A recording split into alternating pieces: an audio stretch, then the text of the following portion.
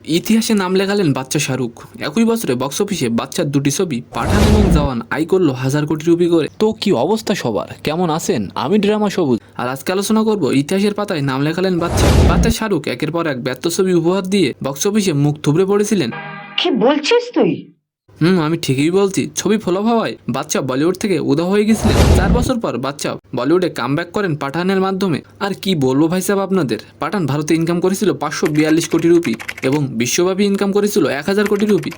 পাঠানই ছিল সবচেয়ে উপার্জনকারী হিন্দি সিনেমা। তারপর একই বছরে বাচ্চা নিয়ে হাজির হলো জওয়ান। শাহরুখ যে রেকর্ড ব্রেকার তার প্রমাণ তিনি জওয়ানের মাধ্যমেই দিলেন। পাঠানের সকল রেকর্ড ভেঙে ফেললেন নিজের ছবি জওয়ানের মাধ্যমে।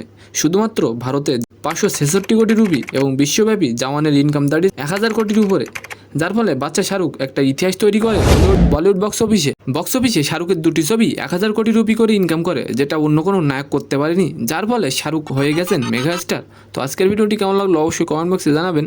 আর ভিডিওটি যদি ভালো লাগে অবশ্যই একটি লাইক দিয়ে আমার চ্যানেলটিকে সাবস্ক্রাইব করে দেবেন। ধন্যবাদ।